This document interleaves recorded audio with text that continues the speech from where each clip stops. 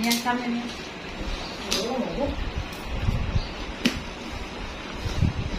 বাজারে যেতে হ্যাঁ এই সবগুলো দেওয়া আছে এখন একটা একটা দুই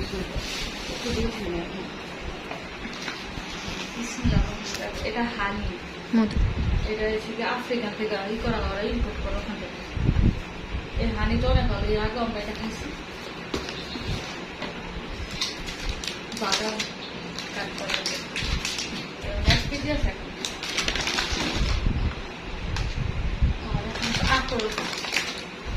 আখরোটটা কিন্তু আমাদের শরীরের জন্য অনেক উপকার কিন্তু কষ্ট লাগে কিন্তু এটা বাচ্চাদের জন্য অনেক হেলদি এই বাদামটা তারপর হচ্ছে এটা গার্লিক ব্ল্যাক গার্লিক রসুনের রসুনের এটা আমি খাইতে পারি স্মেল অন্যরকম কিন্তু এটা ভাতরা বাবা এটা পছন্দ করে খায় এটা আচারের মতো নাকি খাইতে খাইতে মজা লাগে আর এখানে ঘি আছে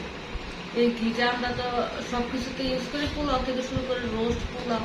তারপর ডিম ভাজা থেকে শুরু করে সবজি করি এই ঘিটা